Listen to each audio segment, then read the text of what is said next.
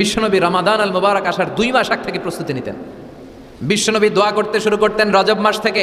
প্রিয় দর্শক, আবারও নতুন একটি ভিডিও নিয়ে আপনাদের মাঝে হাজির হলাম। ভিডিওটি স্কিপ করবেন না। আপনারা যদি আল্লাহর লেখাটাকে ভালোবাসে থাকেন তাহলে ভিডিওটিতে একটি লাইক করে চ্যানেলটি সাবস্ক্রাইব করে দিন। রমজানের মধ্যে রোজা রেখে আপনারা সকাল ও সন্ধ্যায় সারাদিন কিভাবে জিকির করবেন, জিকিরের মধ্যে কি দোয়াগুলো পড়বেন, দর্শক মিজানুর রহমান আজাহারি সে বিষয়ে আলোচনা করবেন। দর্শক, ভিডিওটি স্কিপ না করে সম্পূর্ণ দেখুন। হ্যাঁ, তাহলে রমজানের প্রস্তুতি নেওয়ার দরকার আছে না নাই? রমজানের 2 মাস আগ থেকে উনি প্রস্তুতি নিতেন। এরপরে ঈদ আসার আগে রমজানের প্রস্তুতি আছে না নাই? রমজানের ওই রোজার শেষে এলো খুশির ঈদ, তুই আপনাকে আজ বিলিয়ে দে শোন আসমানি তাকি, তোর সোনা দানা বালা খানা সব রাহে লিল্লাহ, দে যাকাতে মুর্দা মুসলিমের আজ ভাঙাইতে নিয়ে। বিশ্বনবী বলতেন লা ইয়াজালু লিসানুকা রাতবান মিন যিকরিল্লাহ, তোমার জিহ্বাটা যেন সব সময় আল্লাহর জিকিরে, আল্লাহর স্মরণে ভিজে থাকে।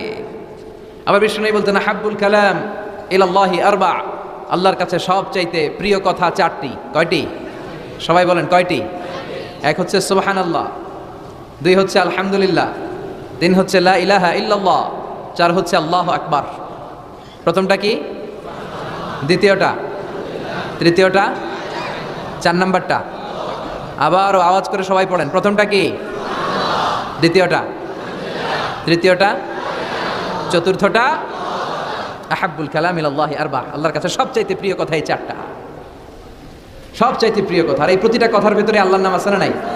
দেখেন, সুবহানাল্লাহ আল্লাহ আছে, আলহামদুলিল্লাহ, লা ইলাহা ইল্লাল্লাহ, আল্লাহু আকবার আছে না নাই? তার মানে জিকির করতে হলে ওই জিকিরের মধ্যে নাম থাকতে হবে কার? আল্লাহর নাম ছাড়া এদেশে অনেক জিকির আছে না নাই? লাফালাফি করে হুই হাই হুই হাই। জিকির হতে হবে তাদাররুআউ ওয়া খুফিয়া, গোপনে, দুনাল জাহরি বিল কওল, চিৎকার চেঁচামেচি করে নয়।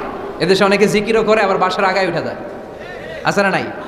আবার জিকির করতে করতে লাফাতে লাফাতে যিনি জিকির করে ওনার কাঁধের উপরে ওঠে, দেখছেন আপনারা? আমি এখন জিকির করাচ্ছি, তাসবিহ পড়াচ্ছি, আপনারা যদি লাফ দিয়ে আমার কাঁধে ওঠেন, আমি যাবো কই? আল্লাহ রাসূল সাল্লাল্লাহু আলাইহি ওয়াসাল্লাম সাহাবাদেরকে নিয়ে তাসবিহ পড়ছেন, জিকির করছেন, কোন সাহাবারা লাফাতে লাফাতে খেজুর গাছের আগায়, এরকম পাওয়া যায়?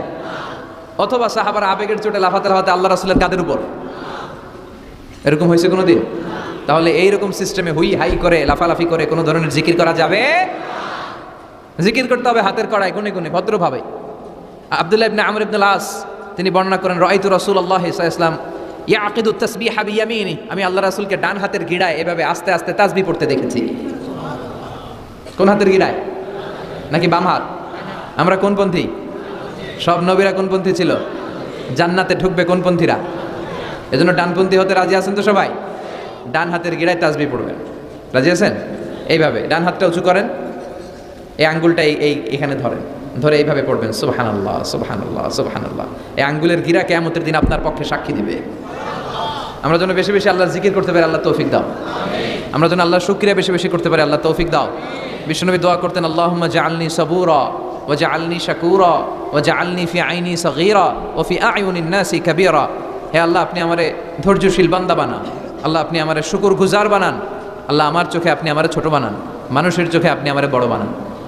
আমিন পড়েন। আমরা শুকরগুজার হতে চাই না, আমরা অভিযোগ করি বেশি, কমপ্লেইন, এটা আল্লাহ আমার দিল না, ওইটা দিল না, এরকম অভিযোগ আছে না নাই? যে অবস্থানে আছে এটাতে খুশি না।